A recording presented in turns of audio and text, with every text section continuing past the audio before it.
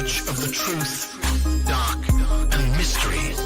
It's the Drunk Turkey Show. Big development today in the investigation into the murders of 4 University of Idaho students. According to state and local officials and court documents, 28-year-old Bryan Christopher Kohberger has been arrested. He was arrested and arraigned this morning in Pennsylvania. We have new details on what Bryan Kohberger was doing right before his arrest. Police says a tactical team burst in to arrest the Idaho murder suspect. He was in pajamas and latest gloves, stuffing trash into Ziploc bags. Hey, greetings from the year 3000. It still sucks. This is Philip J. Pride, and you're listening to the Drunken Turkey Show. Your one stop for this sort of thing. Hit that button, like and subscribe. You know what to do, just like every other podcast. What is up, everybody? Just like every other podcast. What's up, man? Hit the like button, hit the subscribe button, ring that notification bell. You guys know what to do. I appreciate everybody being here. Hit the subscribe button, like I said. Before we get into today's conversation, I wanted to remind you guys of the what we're doing for my friend. I'm going to pull up their pictures real quick. I have a couple of friends who are going through a pretty hard time. They've been on the channel before, and I'm going to put this in the live chat as well. Let me share the screen really quick, and I'll it's in the description. I'll put it in the live chat here. One of my good friends is battling cancer, and I'm very good friends with Starrlit. This is who she is, and my buddy Daniel. He's been on the channel before. He's a musician. They're going through obviously a hard time. She's going through some aggressive chemo. And if you guys could find it in your hearts to, if you guys can, I don't ever ask for any money from me or anything like that. But she's battling cancer. We got a Starrlit Strong going on. If you guys would, any donations that you would normally send to me, just send them out this way. I would appreciate that. Links are in the description. You can utilize the these images here. In fact, what I'll do before I get too far into it, I'll actually post it into the the live chat as well, the links and things like that. And then I'll also post it into the comment section as I have before. Again, kind of a really sad situation. My buddy, he's long story short, he's kind of self-employed. And so with everything that's going on and unable to work and things like that, they're kind of going through a hard time. And so, if you guys could, it'd be great. I'd appreciate it. Today, what we're going to be talking about is the Bryan Kohberger case. A lot of people have been asking me to do something like this. This is the, what's the word I'm looking for? What I got right, what I got wrong, those type of situation, right? And, I get a lot of comments in the comment sections at times about, hey, was there stuff that you knew that you didn't know? How did you figure this out? When did you figure this out? Et cetera, et cetera. And today I wanted to kind of highlight those things, what it is that I got right, what it is that I got wrong. I got a notebook here. I got some clips. I couldn't find everything. I had, I want to say a special thank you to Buffy and Heather and oh God, I can't. Your name escapes me. I apologize so much. I'm gonna actually have to look it up. Oh gosh, I was talking to her earlier today. Jeepsy Jody. I knew it was Jody, but I didn't want to say the wrong name. I apologize so much. It's been a long day today, guys. I actually just came back from I had a heart scan I had to do as well. So medical stuff going all around, right? Well, anyways, I digress. Helped me out with finding a bunch of clips and finding some things out, but obviously we couldn't find everything. And so today what we're going to do is we're going to highlight the things that I did get right, some of the things that I got wrong, some of the things that maybe I got right, maybe I got wrong. I don't know. They haven't been disclosed. So we'll talk about all those things. What is up, Mikey? I got Pickens wrong. Maybe maybe. I mean, he is a bit of a headache. Well, he was a headache to the Steelers. Maybe not so much there. Without further ado, let's get into it. And the first thing that I want to talk about is if Bryan Kohberger did it theory. Now, this was dropped over 2 years ago. This was in August of 2023. And I wanted to bring this up. Oh, that's the wrong one. Here it is. And so today what we're going to do is we're going to listen to some of the stuff that I was saying 2 years ago. I'm going to commentate on it. And then I have some other clips, and then we'll talk about certain things that I did get right, get wrong. We're going to hear some things that I got wrong, obviously, throughout this. And I'll just highlight those in. And so without further ado, we get a chance to look at young DT here, a much younger man. Well, two and a half years younger, or two years and a couple months younger. Without further ado, let's listen to it. Program. While still attending DeSales University and preparing for his thesis, Bryan Kohberger created a Reddit survey to understand the emotions and psychological traits behind criminal decisions. The Reddit post was directed towards ex-cons. Kohberger explained in the survey to the ex-cons the goal was to, quote, understand how emotions and psychological traits influence decision-making when committing a crime. In particular, this study seems to understand the story behind your most recent criminal offense with an emphasis on your thoughts and feelings. So the first thing I was bringing up was his motive. Like, why did Bryan Kohberger do this? And again, this is before a lot of information came out. But my first thoughts are, why did he do this? And the first thing that I bring up here is his Reddit survey. Now, what I didn't know at the time was that Bryan Kohberger's Reddit, it was flagged and it was waived. And Bryan Kohberger had to argue and fight with Reddit and go back and forth a few times to get his post for the ex-cons to contact him referencing their violent crimes. That had occurred in June. And so after he graduated and those things. And so it was kind of interesting that even his professor said that was what it was for. It was for his thesis there. It didn't get off and running until after he'd already graduated.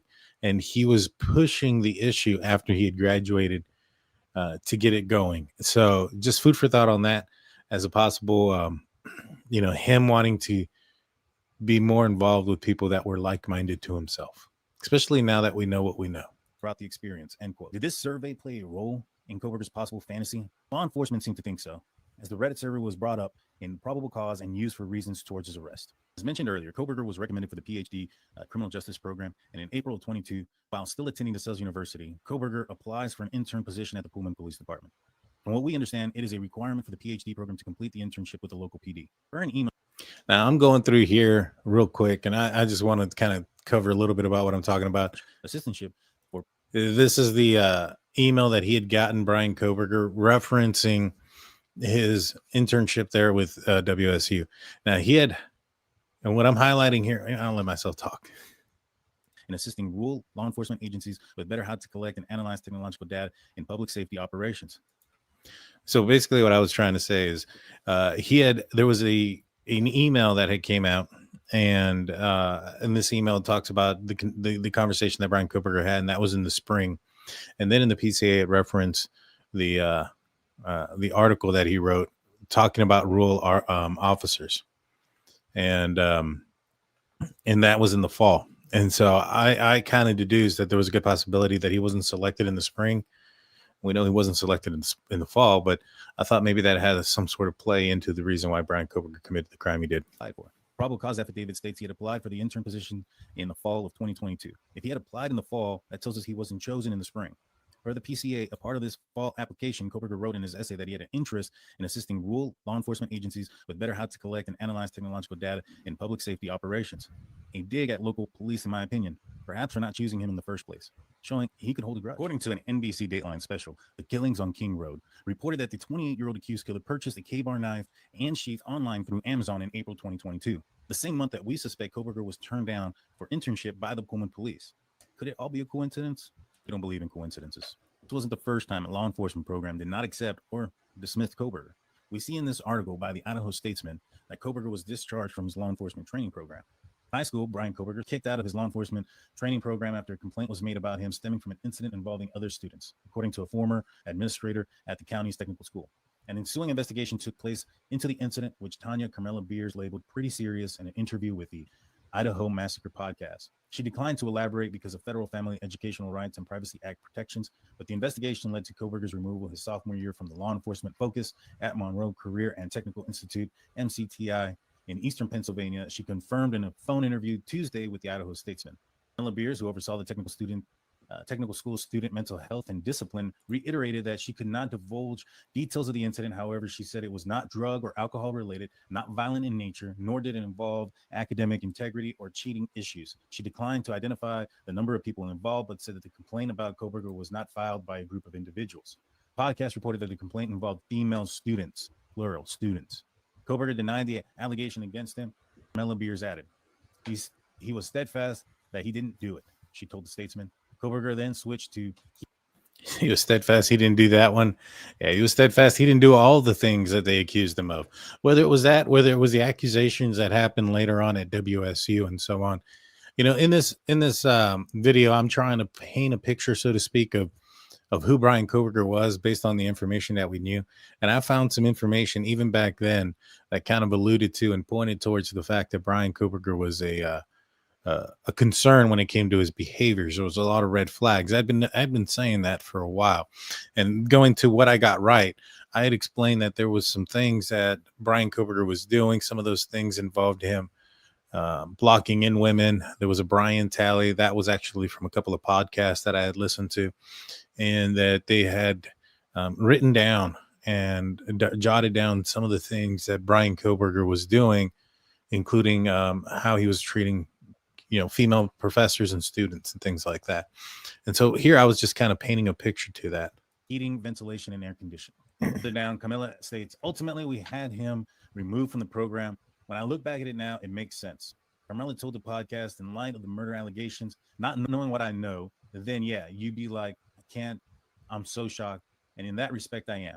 But then I know another little piece, which is the piece that occurred in the school. And so then I'm like, oh, but I see, that makes sense. What could it be? What could it be? It wasn't drug-related, violent in nature, and it was directed to students, female students. He possibly using his police or equipment from the school to maybe stalk or follow somebody? I think that probably makes the most sense in my opinion. It had to have been an investigation and just remove people from programs just to remove them. In the summer of 2022, Kohberger made his cross-country move to Pullman, Washington. But life at Washington State University wasn't as smooth as he hoped. His brilliant academic reputation faltered as he struggled with his personal interactions. As a teaching assistant, he faced conflict with professors and fellow students. His transformation from high achiever to struggling individual was a stark contrast. What was the difference between DeSales and WSU? Perhaps because DeSales were mostly online schooling due to the pandemic, and maybe because he was behind a computer screen, those red flags weren't noticed. Kohberger's brief 4-month stint as a teaching assistant, Kohberger reportedly got into multiple altercations with one of the professors, Professor John Snyder. The ABC podcast, King Road Killings, indicated that Kohberger was having problems with other PhD students as well, who described him as difficult and not easy to work with. Kohberger was also described as a person who was easily angered and lashed out. He made a female student so uncomfortable to the point students made sure Kohberger wasn't left alone with that particular female student. The PhD students were so alarmed they began to document Kohberger's actions towards the students and professors. And so I just kind of go into some things that we already know. Here I talk about how there was a background check that went into Bryan Kohberger, and criminal background investigation, and a meeting with. And this was for both Pullman Police Department and the entry to the intern program. And so I was highlighting here how members of Washington State University Police Department and or the intern program, they have to also take a background check before they even do ride-alongs or anything else. And so I just kind of want to fast forward a little bit to the part where I start predicting things. Crime. Bryan was described as many as the guy that had to be the smartest person in the room. We believe he expected his success from DeSales would continue on its upward trajectory and took it personal when things were not going his way. We mentioned earlier that he had an essay where he called law enforcement rural, and that he had felt the need that they needed him to show them how to investigate and find modern technological evidence that a rural officer just couldn't comprehend. Was that the driving force behind his actions? Aimed at establishing himself as the most intelligent individual while simultaneously embarrassing local law enforcement for their decision not to hire him? Did his interactions as a teacher's assistant, which subsequently would lead to his dismissal, fuel this motive? And to commit a crime that would grab national attention while embarrassing local law enforcement would have to be big. Most cases that get high publicity, in my opinion, are when the victims are young and attractive. I don't think that was enough. He wanted in my opinion, maybe the biggest unsolved crime ever. So it just couldn't be one victim. I believe he wanted multiple victims. That way, the case would gain more attention, which is why a new Range Rover parked up front didn't bother him as much as we would have thought. It was never about a single target. We suspect Kohberger drove around one night and found the house with the biggest party, whose residents were female.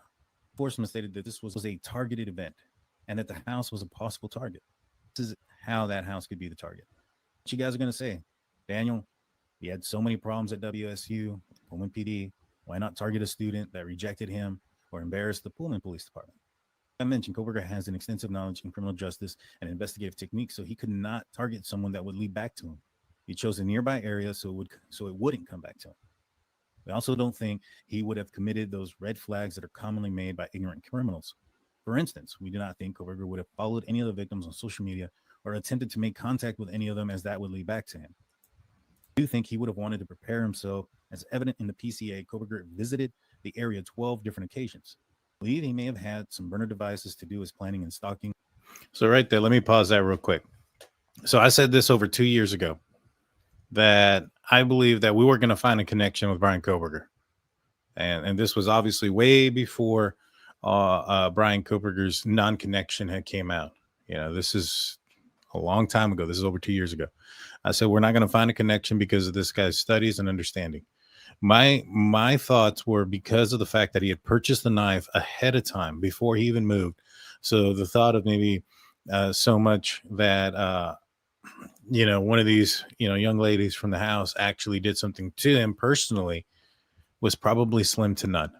And the reason being is because he understands the way law enforcement works. He understands how they were going to investigate him. He understands how, that investigation would have gone down and how they would have located their suspects.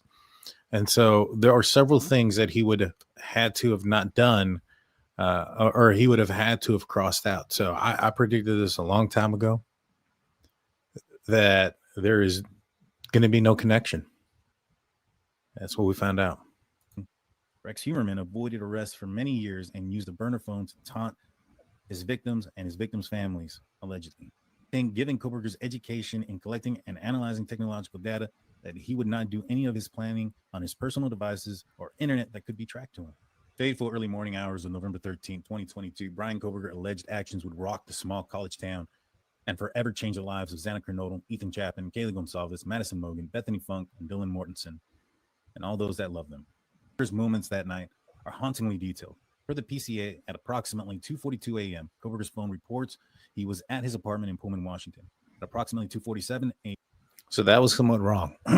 That's one of the things that was wrong. So he was not at his apartment. We found out here recently that there was a hit and run that was happening right in front of his apartment complex. There was police cruisers that were parked there, and they had their dash running throughout the entire night while they were out there. And I think they were out there till about 3 something in the morning. And I think it started out there around 11, 12-ish. So they were out there for a significant amount of time. Now, Bryan Kohberger, being a creature of habit, had continually parked in the same spot, according to the documents that have been released. And according to those documents, Bryan Kohberger had parked in the same spot, and the police cruisers would have picked up, and that's, them speaking to neighbors and things of that nature. He was always parking in the same spot, and he wasn't parked there that night. Now, Cellbrite, the Barnharts have come out here recently, and they've talked about how his movements also before he left Pullman show that he wasn't at home. And there's also been a record of him purchasing a water bottle or something like that around midnight at the Walmart. So he wasn't at home. But the PCA did make it allude and sound like he was. So just wanted to leave that at there. Kohberger's phone has left his residence and is traveling south through Pullman, Washington. At approximately 2:47 a.m., Kohberger's phone stops reporting to the network, which is consistent with the phone being in an area without cell coverage, or that the connection to the network is disabled, such as airplane mode, or that the phone is turned off.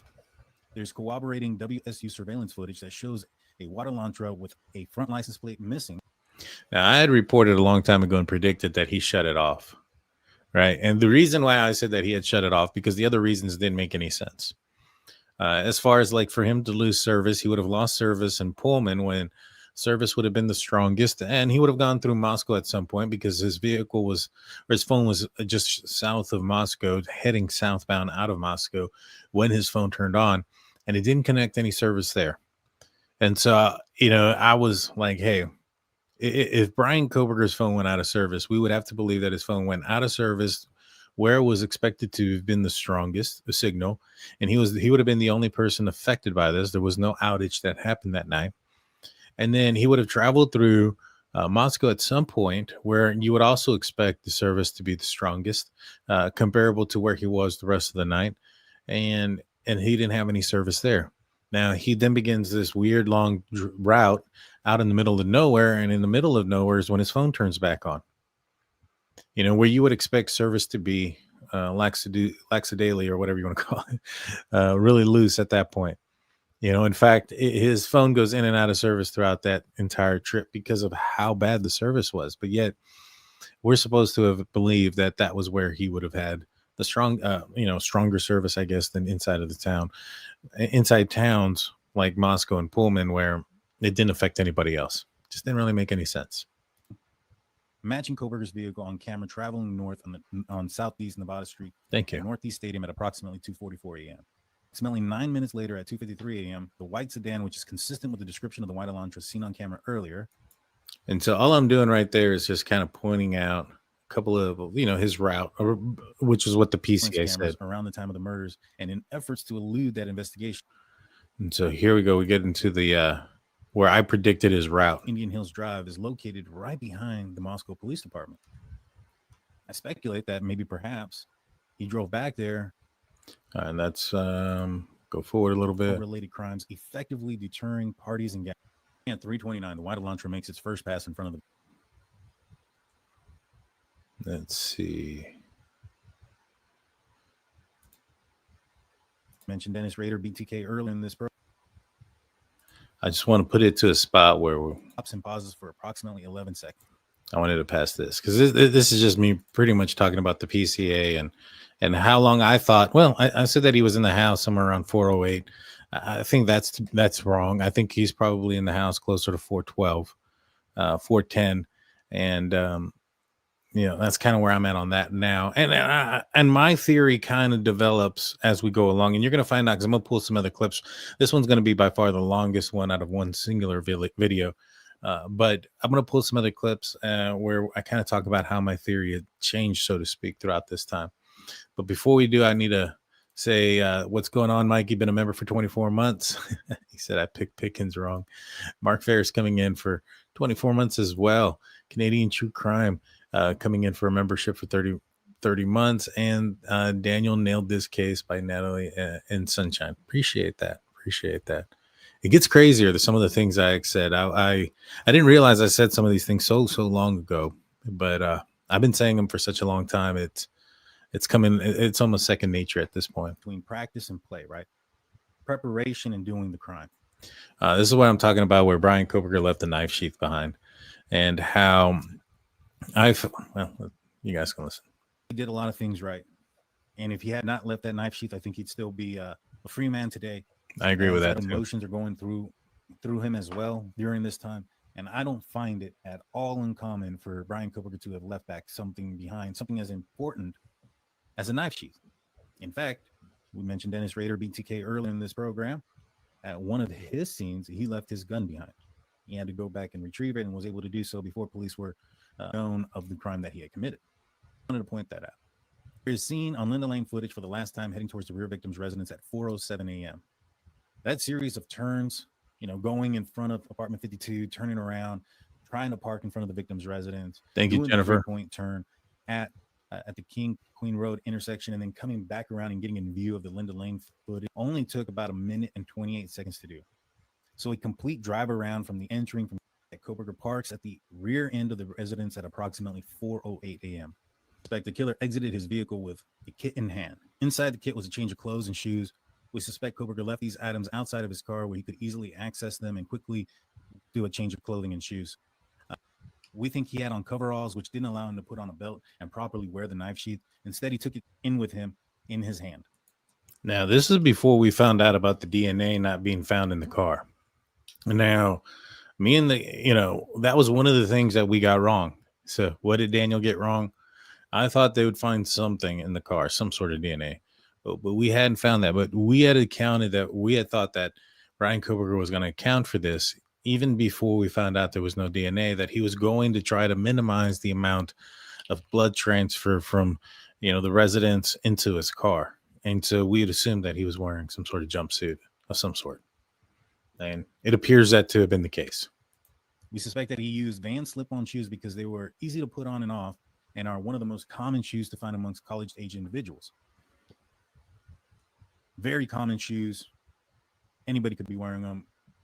Doesn't typically tie back to Kohberger, in my opinion. This is why he would have worn those.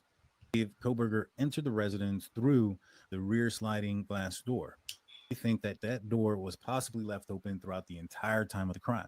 And the reason being is we think he wanted to touch things as little as possible. If his goal is to get away with this crime, he's not going to be touching things multiple times. Each time he touches something is a possibility that he's leaving DNA or trace evidence behind. This is something I got right. We thought that, me and who we are is me, Daniel, and Blue. We had been talking about this case for some time at this point, for a few months. And so we had some ideas and thoughts. And one of the ideas that we had was that the backsliding glass door was open. And, that was our main thought. And we thought that he left it open the entire time. Now, I'm going to go into, and I'm going to bring up a video of where Chief Fry says that when they got there, the backsliding or the door was still open. What I forgot to put up here, but I've showcased it on a couple of different other shows, is that Chief Fry he'd been asked on 2 different occasions about the front door being left open. And on both occasions, he said no. He has no idea why or what people are saying or why somebody would say that. I know that an article had written that the front door was left open, but I think that it was a mistake, to be honest with you. But there was 2 occasions where Chief Fry was asked about the front door specifically, and he said no, that it was not left open. It was one time early on in one of the conferences. Another time it was during pretty close to the Christmas parade, because I believe it was at the Christmas parade. He was being interviewed when he was out there, and it was an article referencing that, and they asked him a question about the front door, and he said no, he's not aware of anything like that. But I called that backsliding glass door was left open, and he left it open so he didn't touch anything. Early press conference, Chief Fry stated the rear door was still open when officers arrived. Let's take a look. 100% sure if the door was unlocked, there was no damage to anything, and the door was still open when we got there. The door was still open when they got there. The fact that he said still open leads me to believe that police suspect that the rear glass door remained open the entire time. We thought there was a possible indicator for the DoorDasher being Xana on the second floor, that there could have been a light on, right? What if that light or indicator was on the second floor? If Kohberger went into this house after the lights turned off and only assumed that people went to sleep, I would assume that Kohberger would have gone to the third floor because he thought that the occupants on the second floor had just gone to sleep and wouldn't be in a deep sleep yet.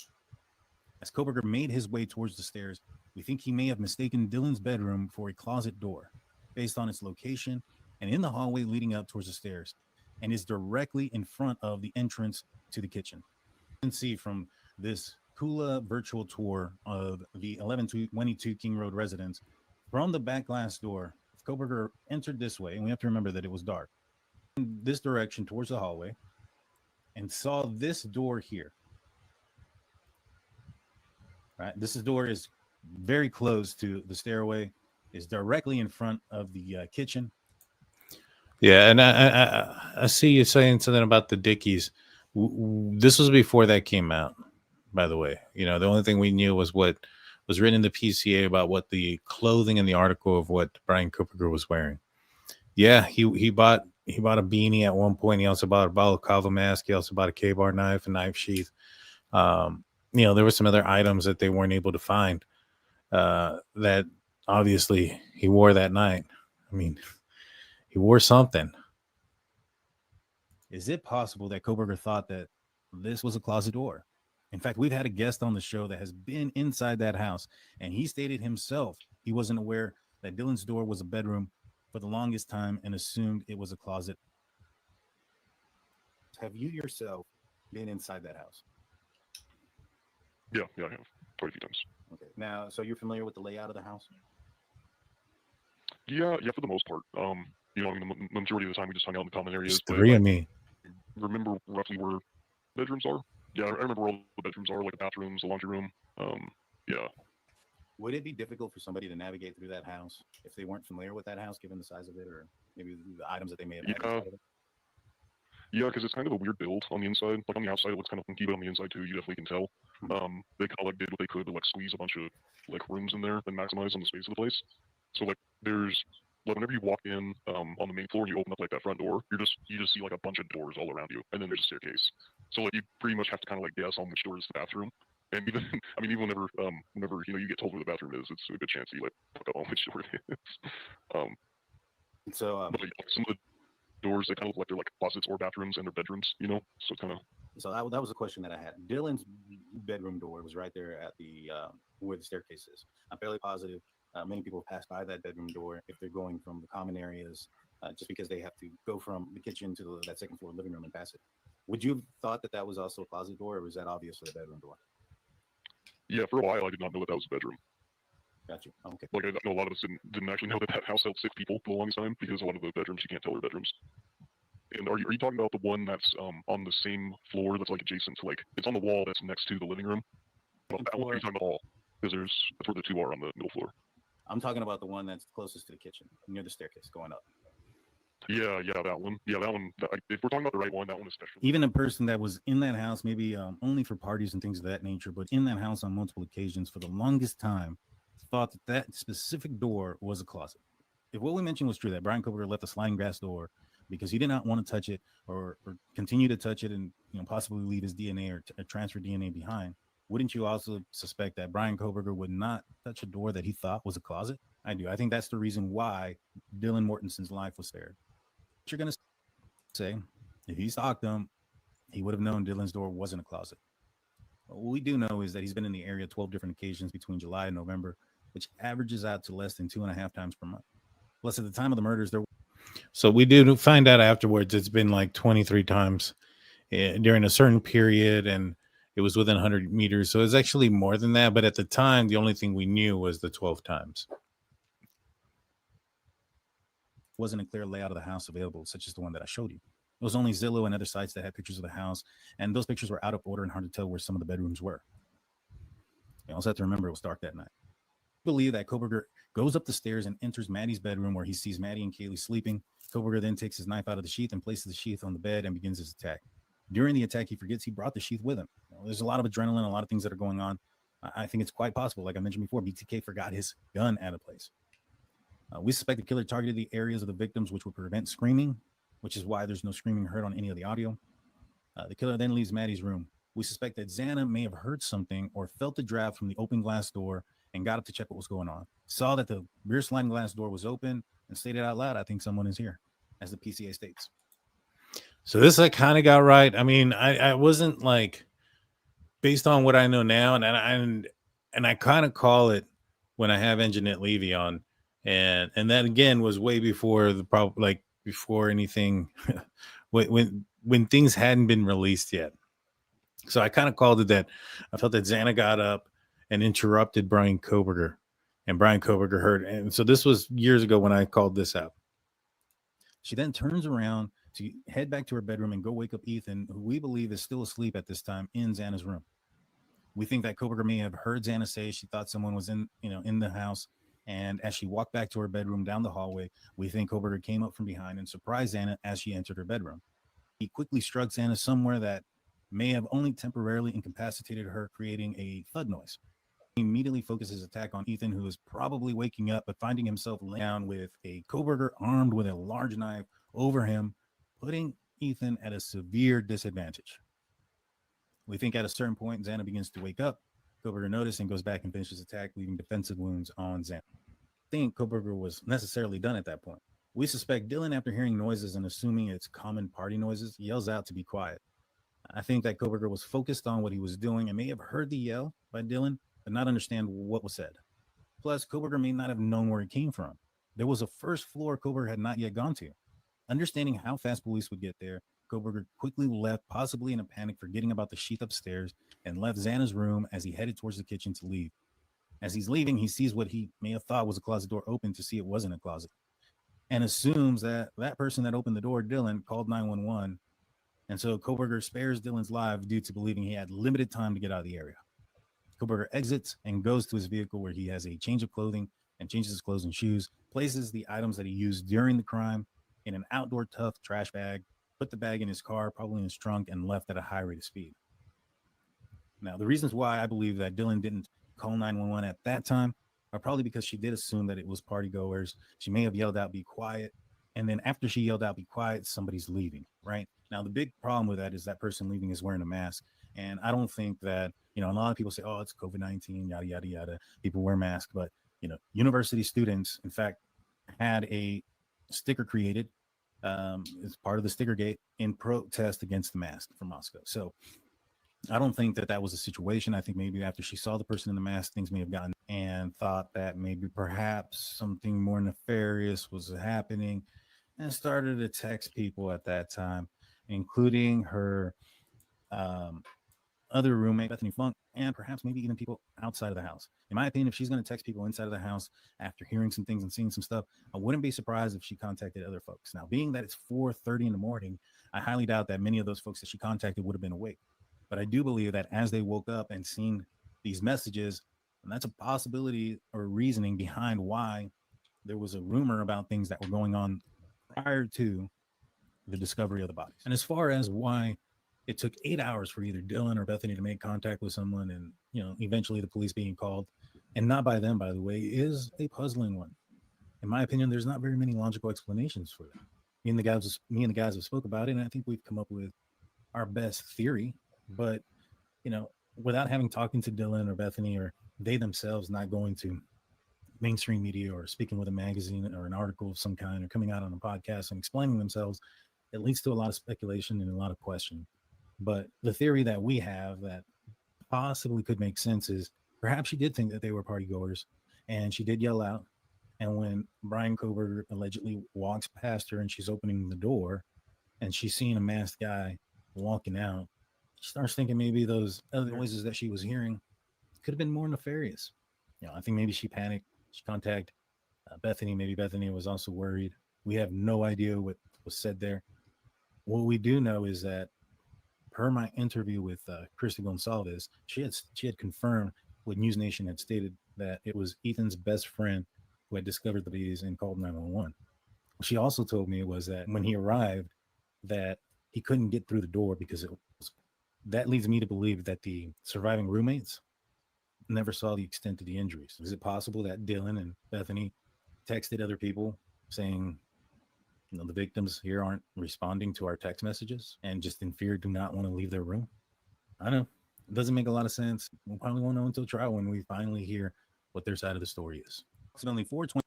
So it took me a minute to get there, but I finally got to where I was, what I was trying to say there. And although I was a little bit off for the most part, as far as why it took them so long to call 911, I think I was pretty, spot on.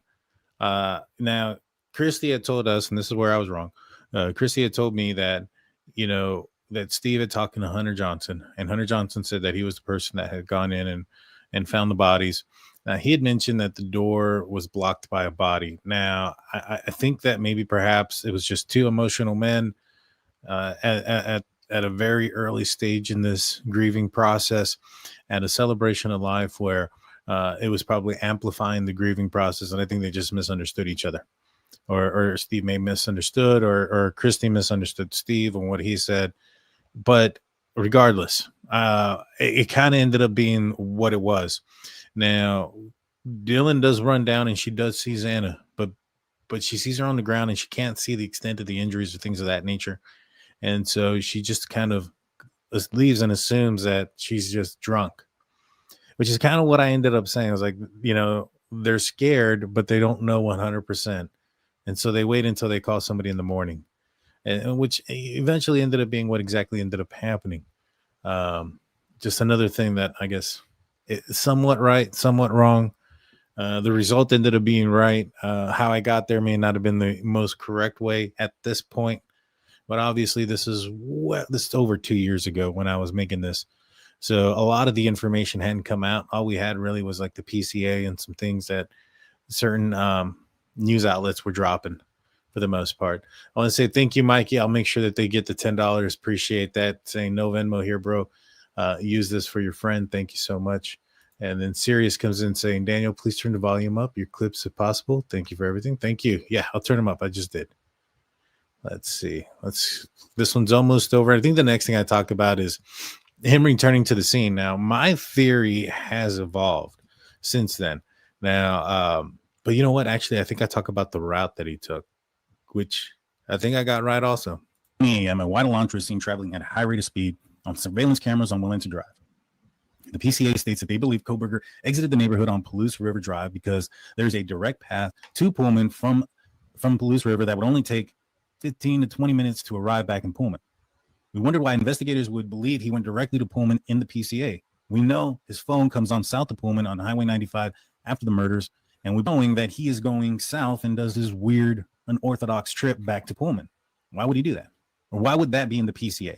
We believe it's to show that Kohberger had extensive knowledge on how he would have been investigated.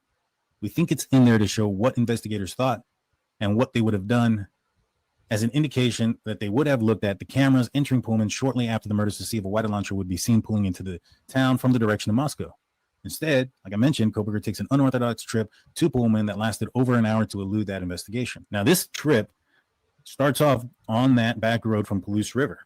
However, there is a turn and you can circle around and go to Highway 95 south of Moscow.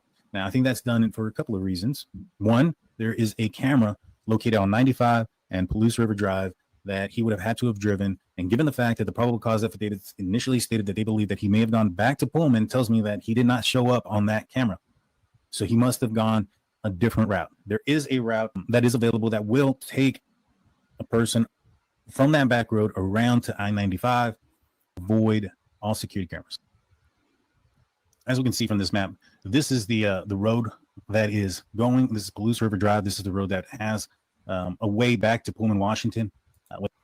Now, one thing that I don't mention here is that I actually made much of this map already, not the entire circle around, because I didn't know, that's what he had done. The only thing that I had known was, so remember when the screenshot or that picture came out from the gas station that, somebody took with their phone, you can kind of see the reflection of the phone.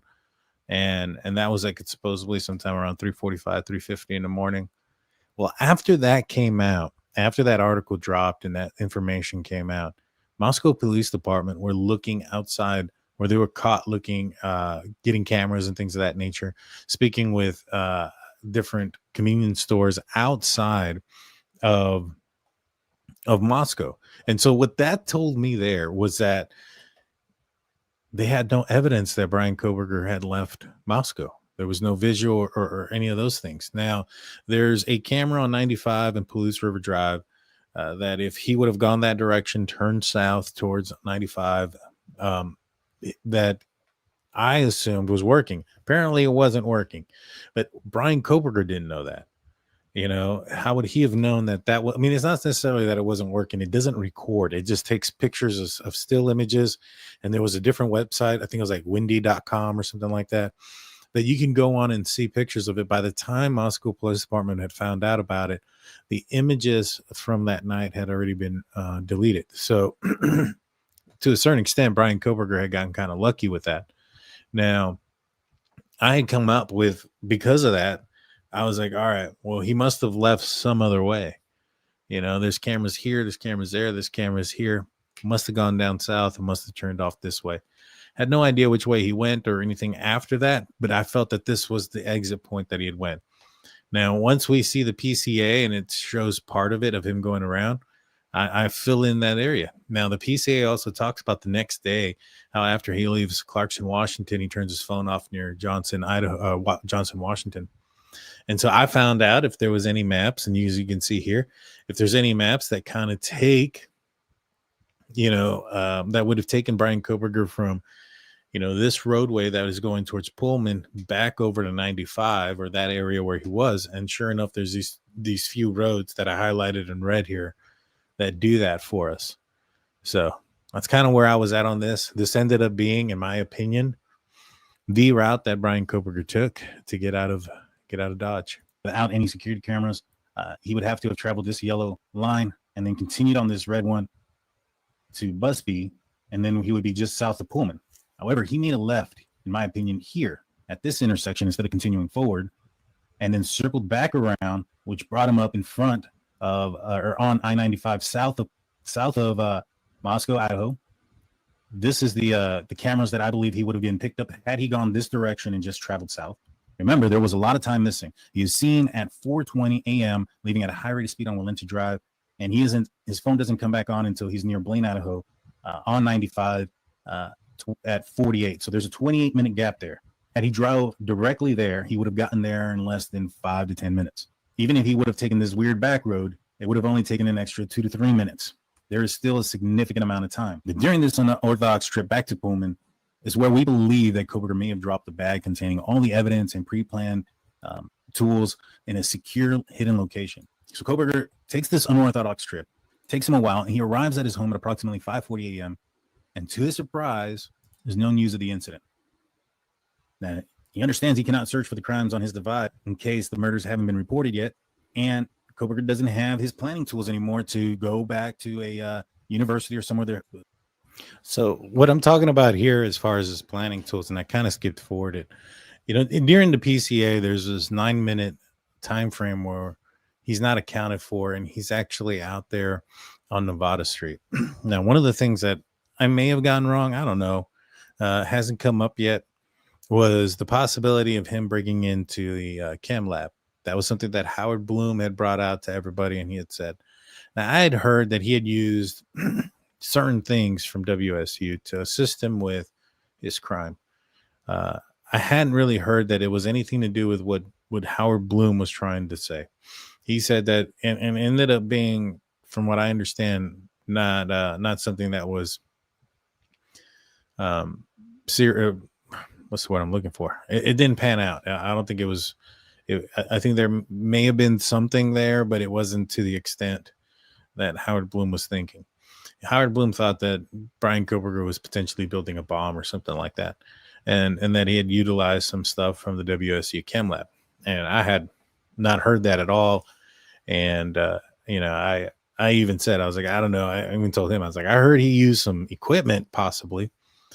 Now, what I had thought was that, if Bryan Kohberger had, he had to have done some sort of research, and I felt that he would have done some of his research possibly at the school, and to a certain extent, I guess I am kind of right, because come November 10th, he started doing a bunch of things on his school computer to erase things, and the reason why I thought he utilized the school is because of the network, and if somebody was going to try to search, if they would have found out who he was, and they could have gotten his IP address on certain searches and things of that nature.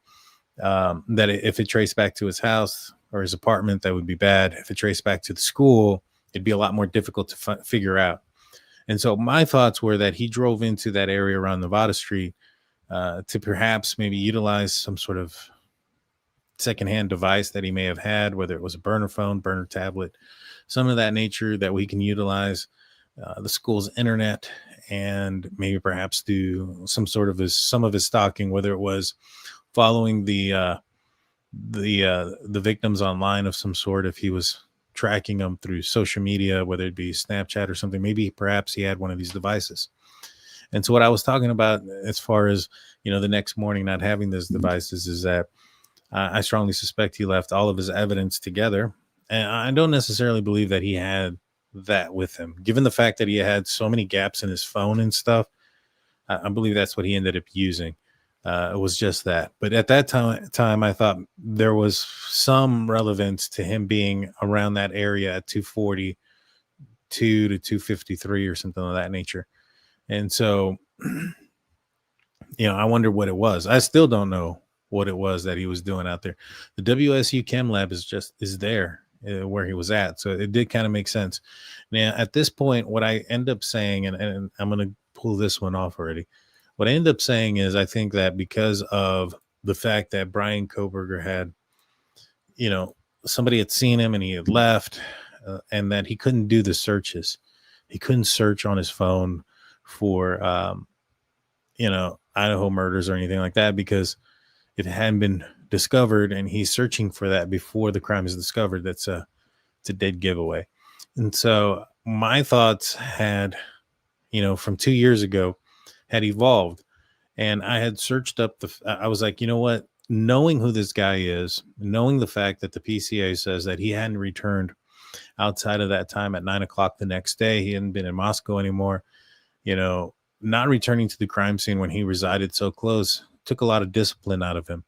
And he would have known that, they would have been searching for him, they would have been a perimeter. There's probably been cameras and things like that waiting for the killer to return back to the crime scene.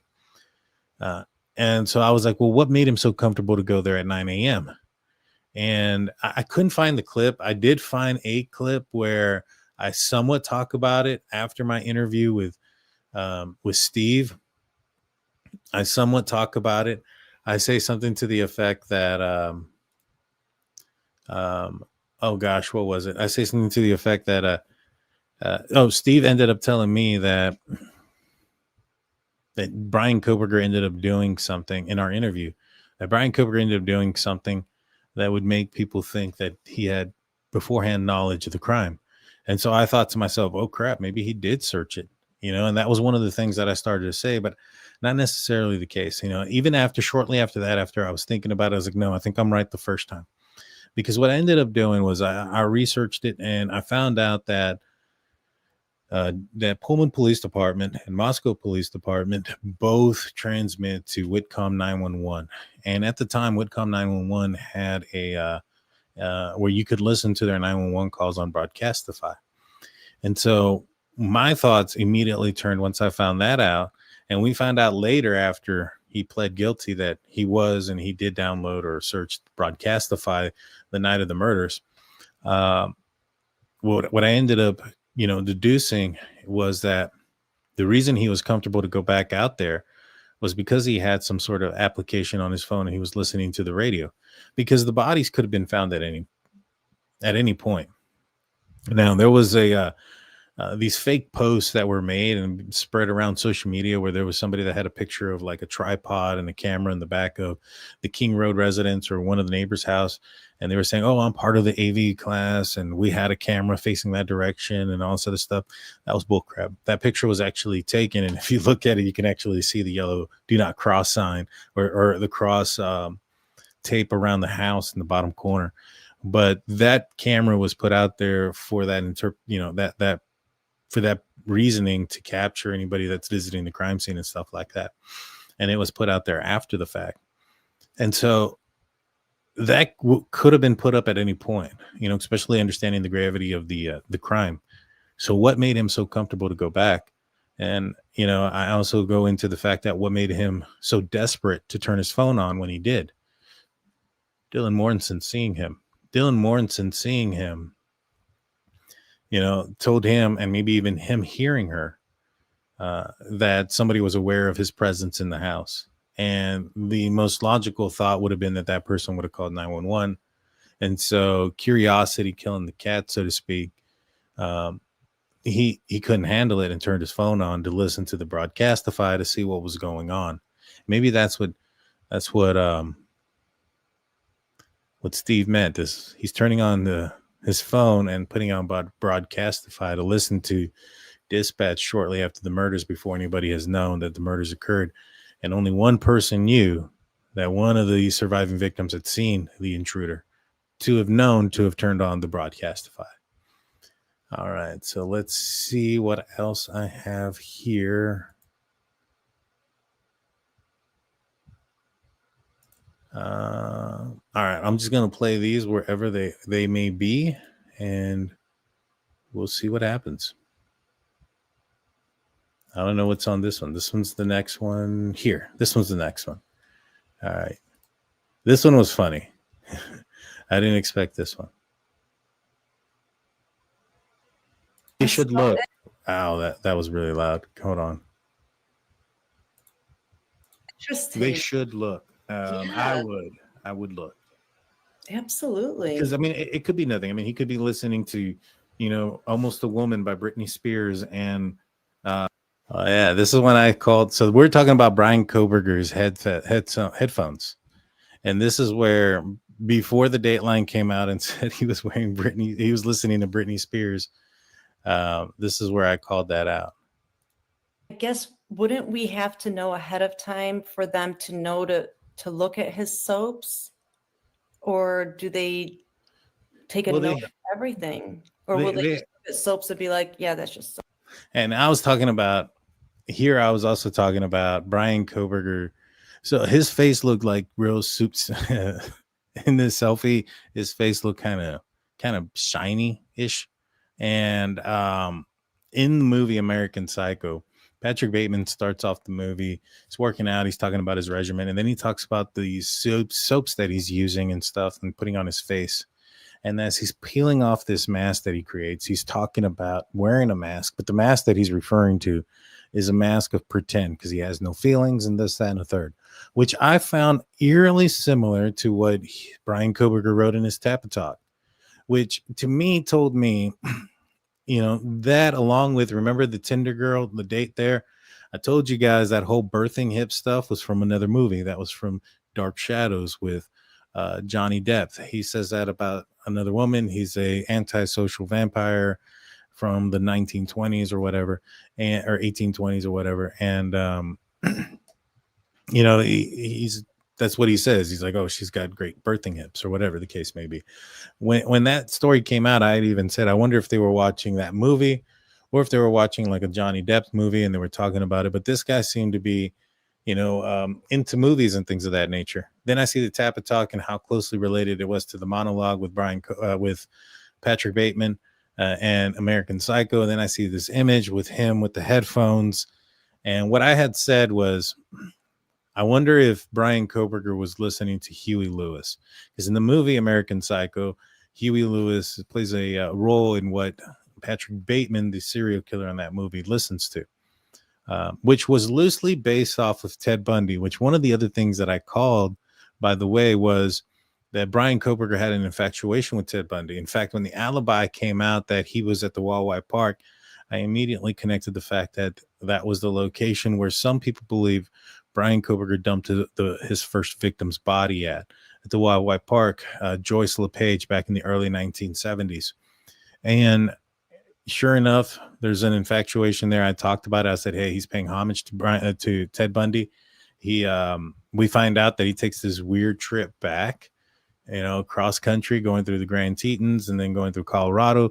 Very similar trip that Ted Bundy took after he had left Washington State. So I just kind of thought that there was a lot of, searching for somebody was like him. And I think he thought he was like Patrick Bateman. He thought he was like Ted Bundy. And so I was saying that here, and I was like, yeah, for all I know, he could have been listening to Britney Spears. Now, this was a joke. It just so happened he was listening to Britney Spears. I had no intel on that. I had no thoughts. I just wanted to bring that up because I thought it was funny. Let's go to the next one. Now, this is where I'm talking with Dr. Vona about Bryan Kohberger's picture and kind of what I think about American Psycho. Like, hey, his own family doesn't even back him up. His own family's going to testify against him, and it sounds like that's going to be the case. And it may not be something that they want to testify against him. I don't think anybody wants to testify against their son. It doesn't mean that they aren't, and that doesn't mean that they haven't fully cooperated, which they have stated they had in their only statement that they've released up until this point. Now, I don't consider what Ann Taylor has stated in trial or in the hearing the other day as part of their statement. Their only statement says that they have fully cooperated with law enforcement, and I think they have. I think that they know some things.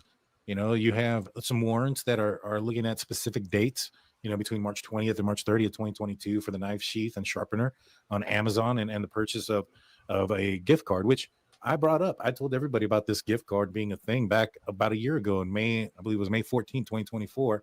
I brought up that Bryan Kohberger purchased this K-bar knife using a gift card. I was right about that too. That came out later. I explained, and I had deduced it. In fact, I think I show it here around the 36-minute range, where I pull up a video.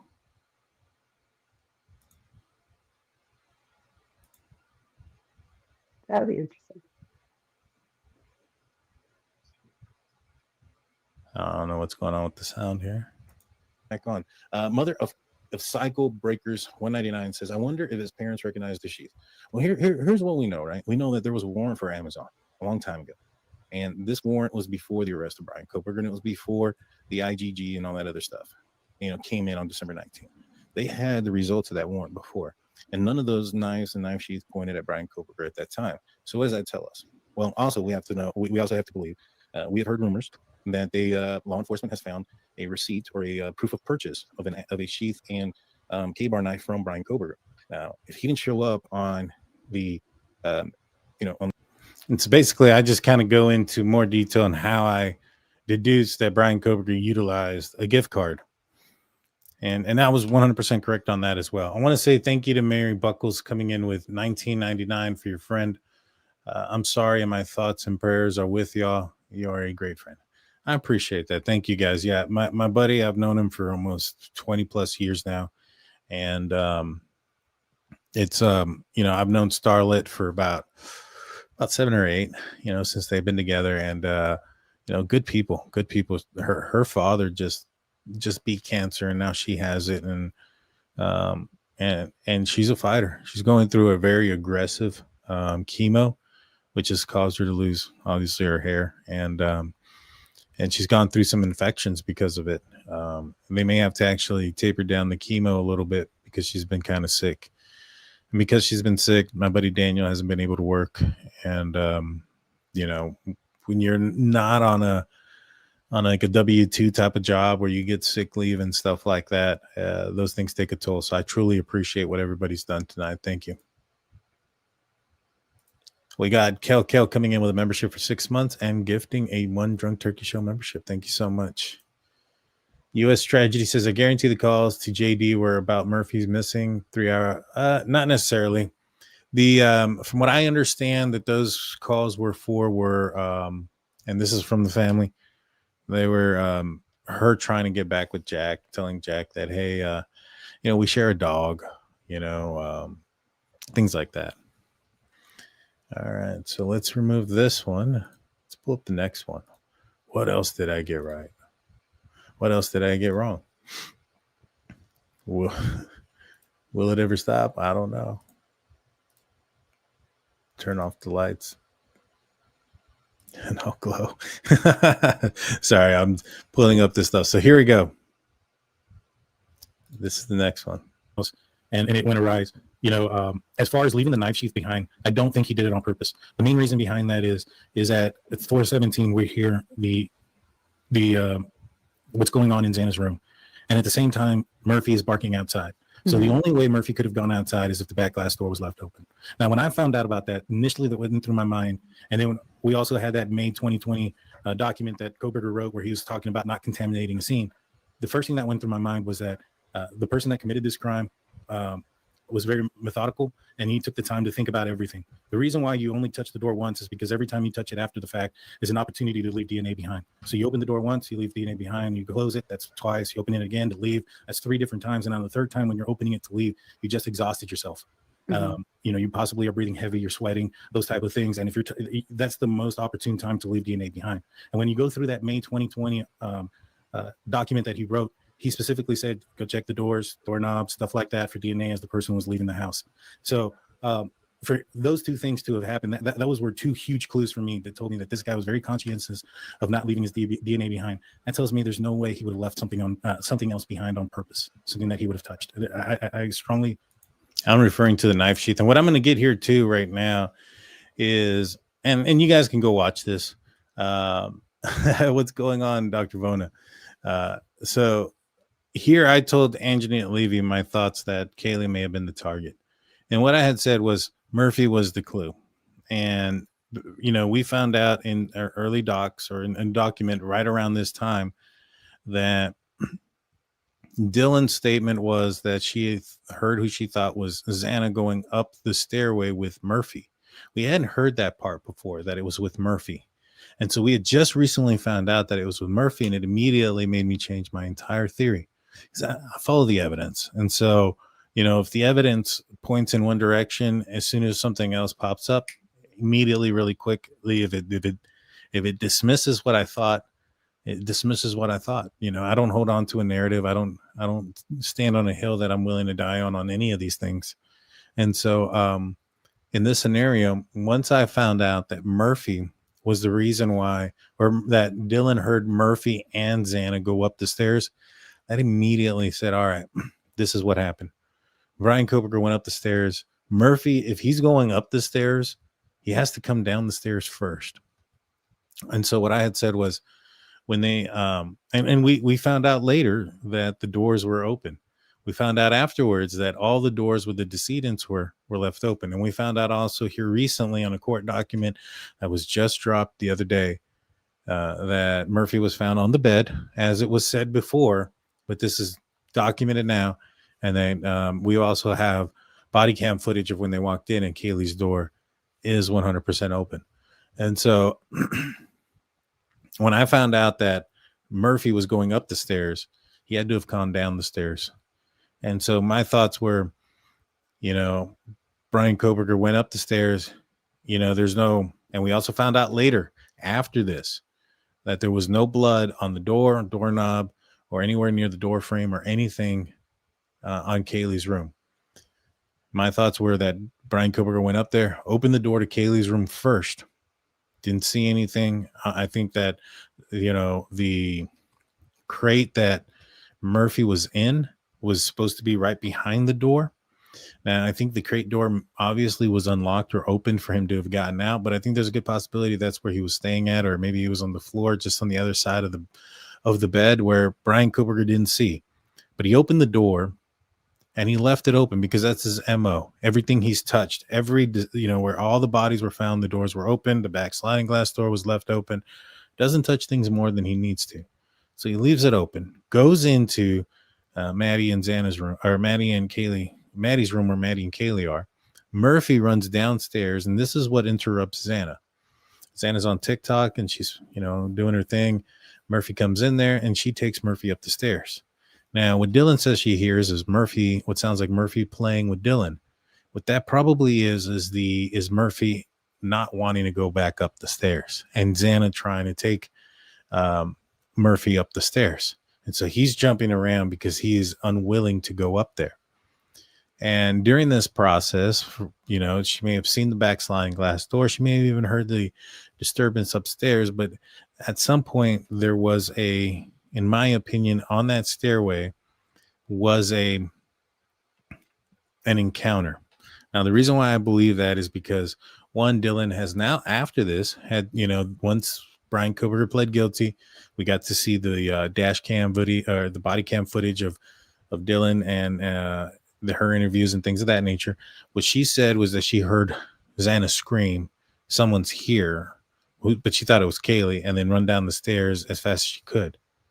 Now, Murphy was heard outside barking.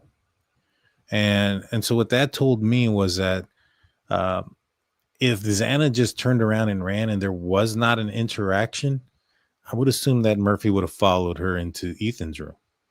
But I think both of them got scared. I think both of them saw Bryan Kohberger, turned around and booked it. The difference is that Murphy ran outside and Xana ran to Ethan where her boyfriend was. And Bryan Kohberger got to her before it was too late. And here, a lot of people said that Anjanette Levy was looking at me like I was crazy. Documents end up indicating that they believe also, law enforcement, that Bryan Kohberger opened the door to Kaylee Goncalves' bedroom first. So take that for what it is.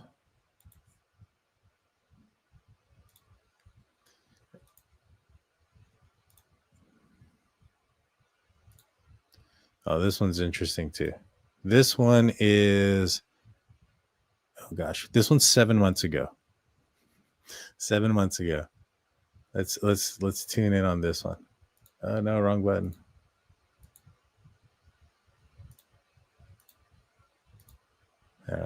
Listen to what I say 7 months ago. How do we stop the pro burgers?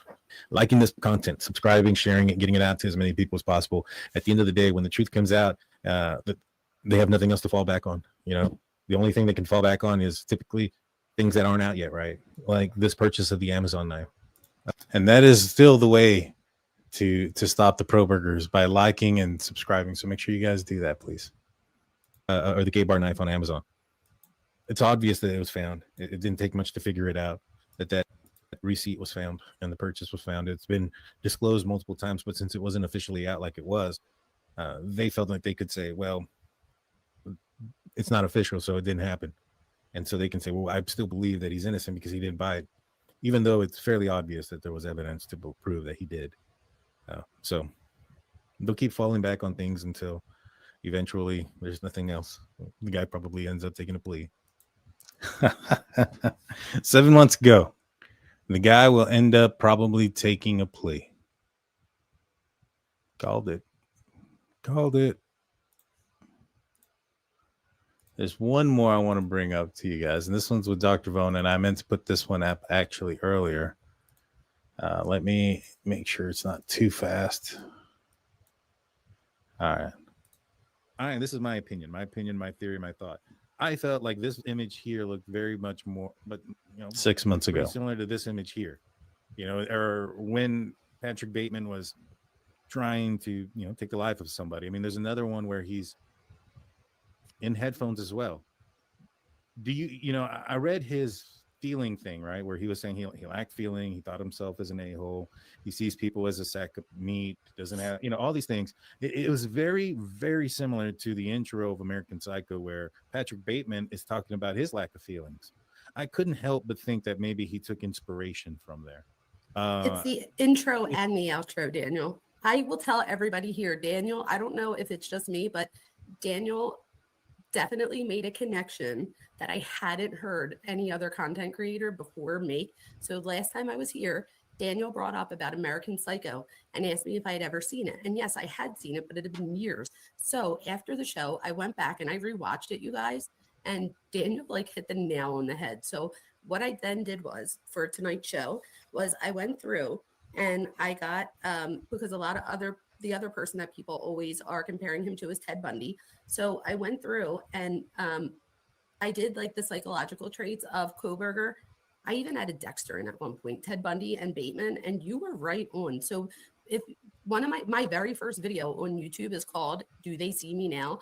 And my thumbnail is all different pictures of Bryan Kohberger throughout the years, and not one of them looks the same. It looks like a bunch of different people. So I agree with that.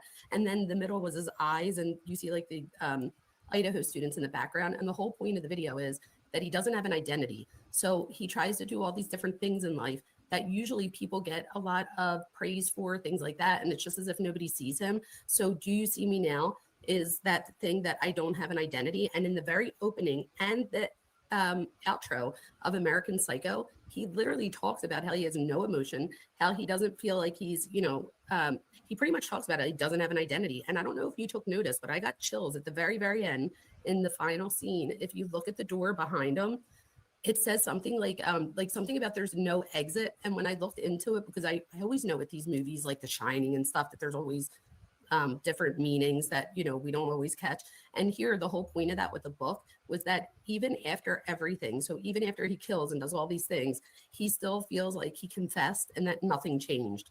So again, it's that whole lack of identity. So I think Daniel, he would have gotten extra credit, an A+. And again, I think it's easy to compare him to Bundy. But the fact that you then compared him to Patrick Bateman, you did a fantastic job there, because there are many similarities. Yeah, I couldn't help it. The first one, I watched it for the first time because I saw the picture, right? I hadn't seen the movie before. So I watched it for the first time, and I sat there and I was just like, wow, I think I'm watching a movie that this man watched at some point in his life and really, really idolized. It starts off with him saying that he's 27 years old. Bryan Kohberger, 27 years old at the time of the murders. A lot of people ask, why that night? Why that night? Maybe there's something to, 27 that he was focused on.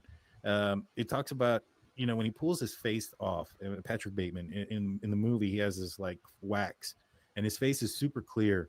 And couldn't help but realize, like, just kind of like, I wouldn't be surprised if we find in his shopping list the exact same soaps that Patrick Bateman was listing out that he was using on his face and body. That would be weird. We don't know about that. That one we don't know if he did or not. He purchased some things. Some things were released. Some things weren't. But I called Patrick Bateman.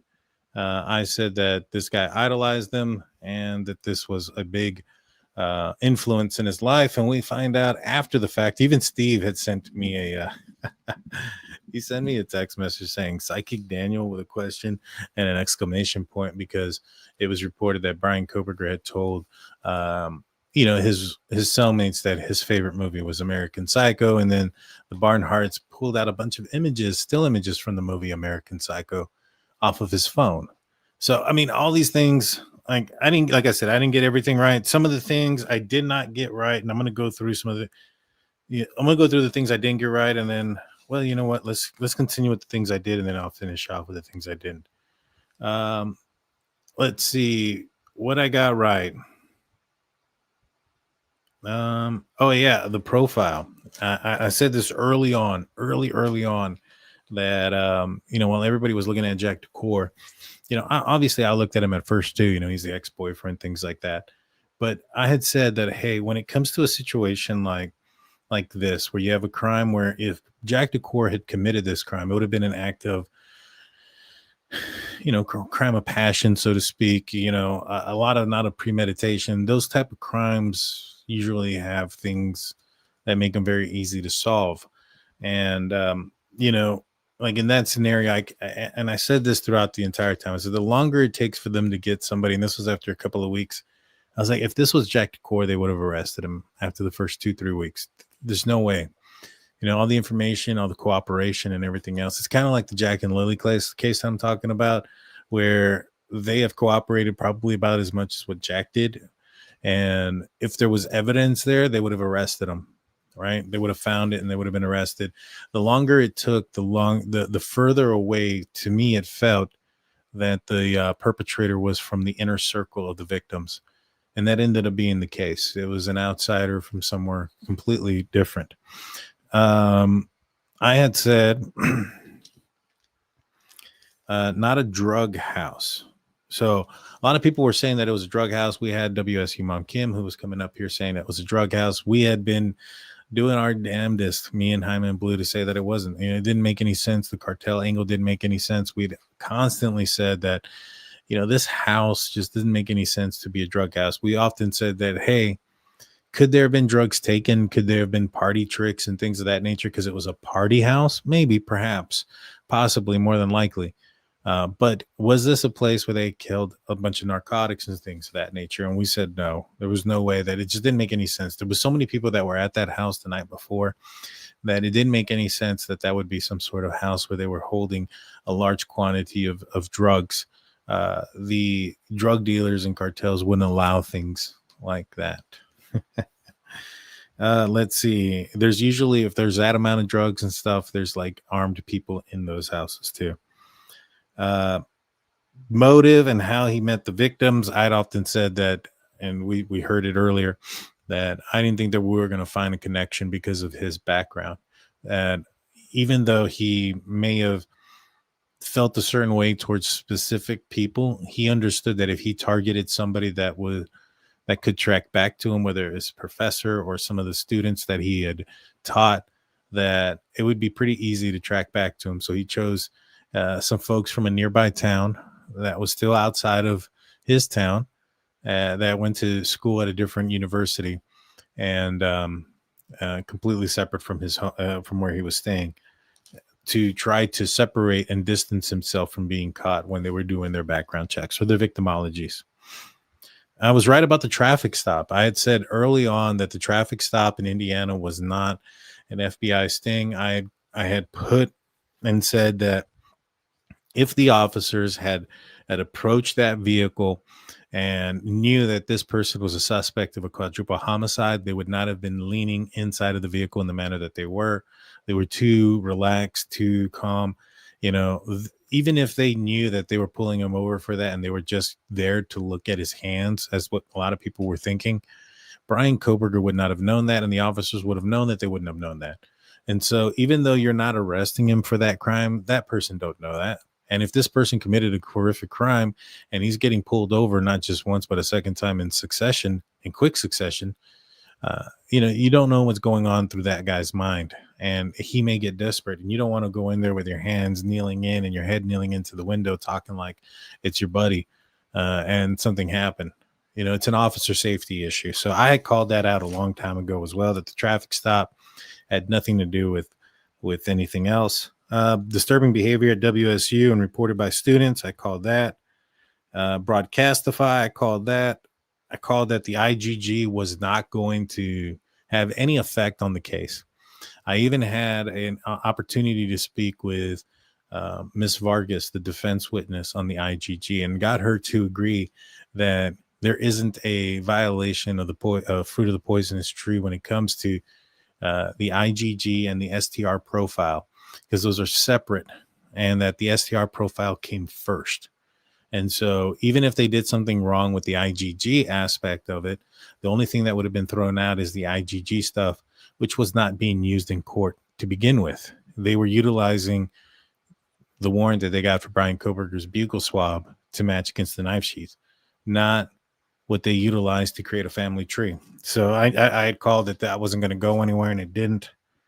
I called Ted Bundy in the alibi, American Psycho, Britney Spears song.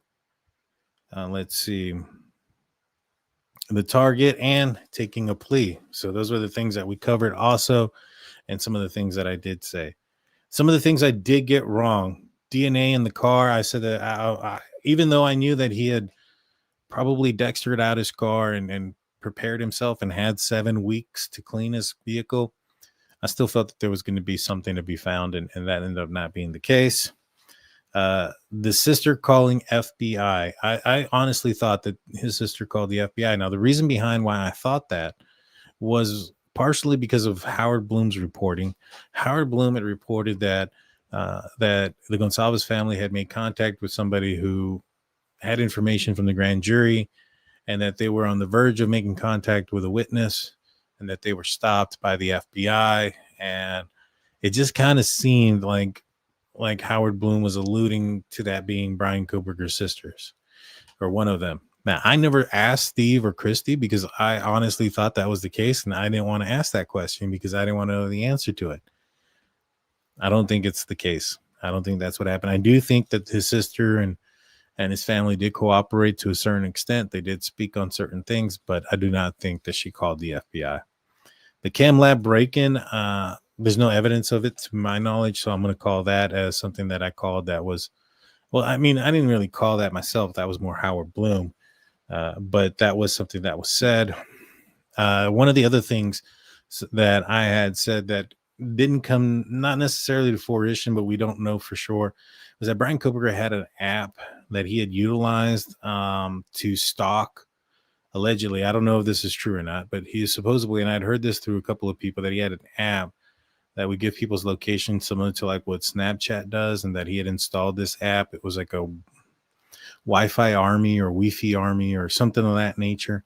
And this app would, like I said, give you people's locations like Snapchat. And so, man, I'm not feeling good all of a sudden, guys. Give me a second. I've been dealing with like these, what kind of feels like a low blood sugar, where I get kind of sweaty and kind of nauseous and dizzy. Give me a second. It'll pass. That one, I've been getting these here recently. They kind of suck. So just forgive me.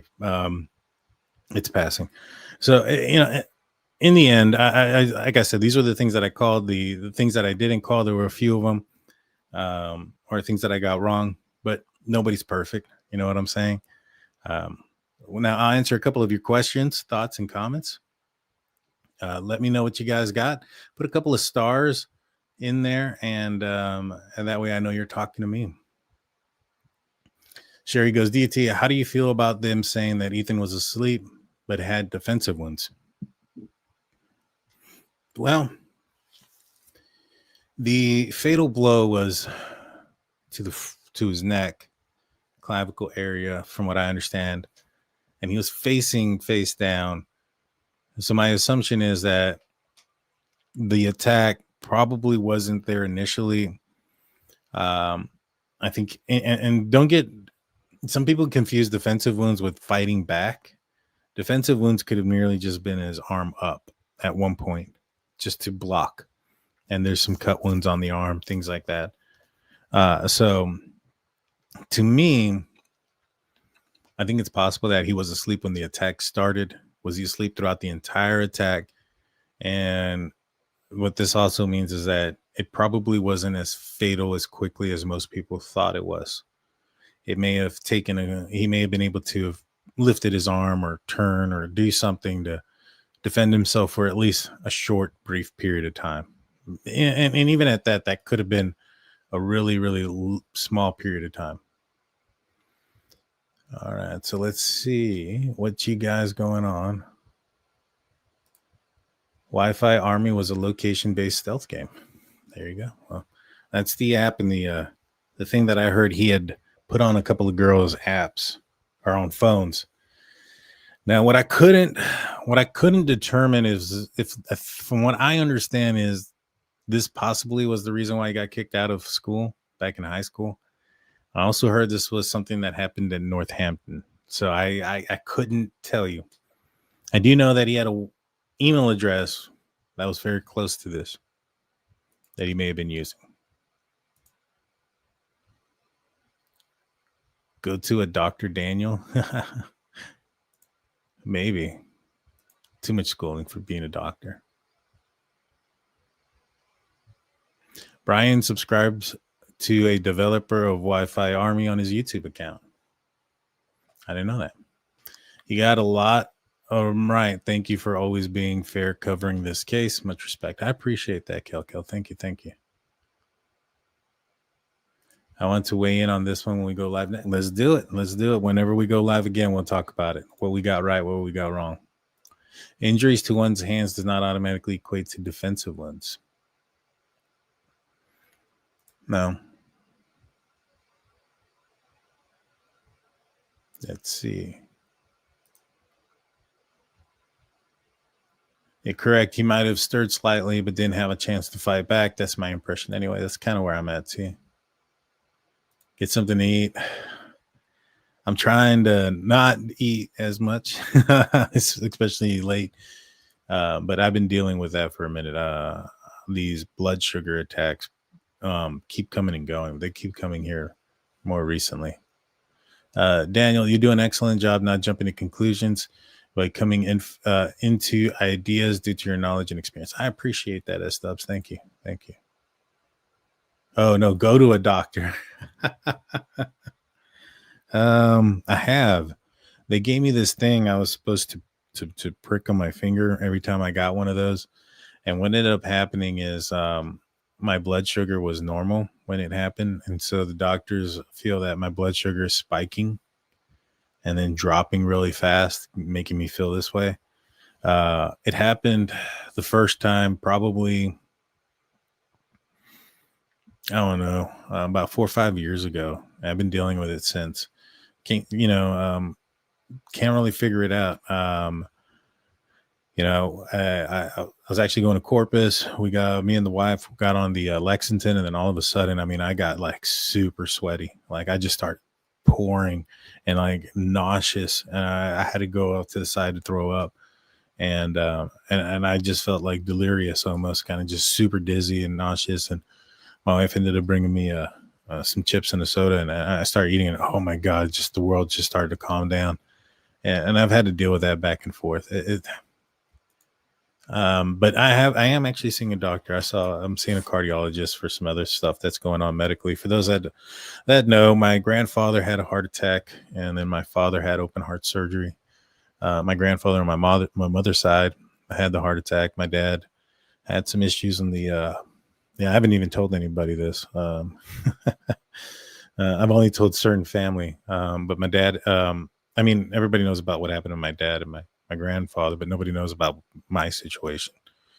So I've been having some of those pains and feelings that was similar to my dad. My dad's fairly young. He's only like 19 years older than me. And he's been dealing with some of the issues. So I went in, got an EKG done. And long story short, they found some, could be nothing, could be something in the lower end of my heart on the EKG. So they had me go do a scan today. With calcium. I think it's like they're checking the, I guess, CAT scan or something like that. They're checking the calcium levels in my blood. And so I got to go do some blood work, and then I do a follow-up. Hopefully they don't find anything, so appreciate your thoughts and prayers. If you guys do that, that'd be great. But yeah, that's kind of where I'm at, and I'm dealing with this other stuff that makes me nauseous. Happens quite a bit. I mean, I usually can control it, even on the show, but a minute ago was just pretty bad. But I'm doing better. I feel better right now. Let's see. Olivia posted on TikTok the other day saying that sometimes they're not defensive wounds. They're just a reflex that is an automatic reflex to cover your face when being attacked. That's what I'm thinking too. Check my blood. Yeah, that's what we're doing. Well, my blood pressure is actually pretty good. Like my blood pressure is like at 118 over like 75, somewhere in there. Blood pressure is pretty good. But so I had COVID a while ago. I think everybody did, right? And when I got it, the first time, I felt like this immense pressure in my head.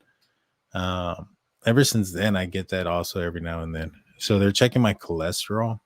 But my blood pressure is pretty good. My cholesterol is getting checked out on Thursday. And so, well, I'm doing blood work on Thursday. And so on the 4th is my cardiology, doctor follow-up for the heart scan and the and the blood work. And so I find out on the 4th. I'll let you guys know. I'll let you guys know what goes on with that. Extreme Blonde comes in saying, great job. Thank you. Appreciate that. Eat a piece of hard candy, drink some orange juice. My mom's diabetic. That always helps her when the sugar is low. So, yeah, and that's the thing. Like both my brothers are diabetic. My dad is diabetic. My grandmother was diabetic. My A1C level was at a 6.4. I think that was the highest I've gotten it. I haven't checked it in a while. The last time I checked, it was like a 5.9. So it's not bad.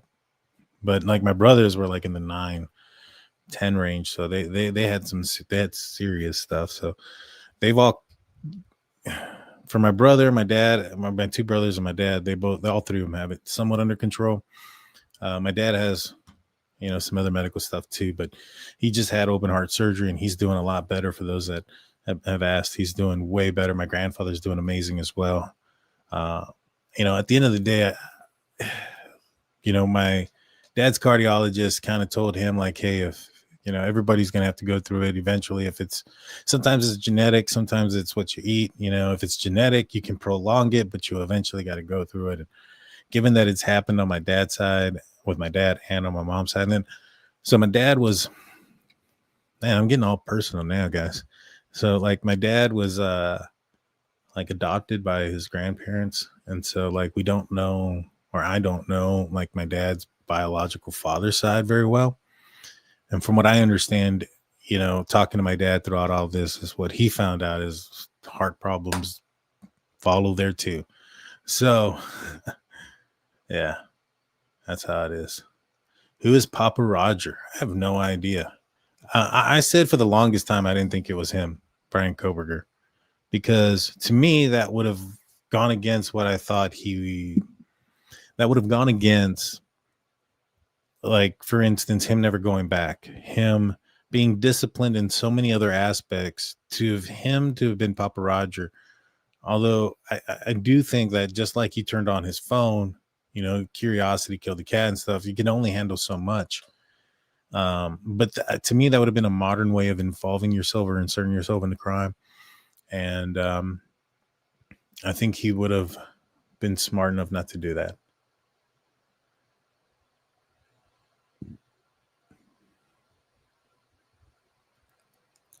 Let's see. Let me pull this over here. I've not read this. So Wise Child says, have you already viewed the recently unsealed April 8th, 2025 filing AT&T timing records? There's a super short doc from the FBI which notes extortion. Was that an error? I have no idea. I haven't seen it. Got to look at it. Let's see. And I'm going to do a couple more questions, guys. Dr. Vona says BK is, in my opinion, always was Papa Roger.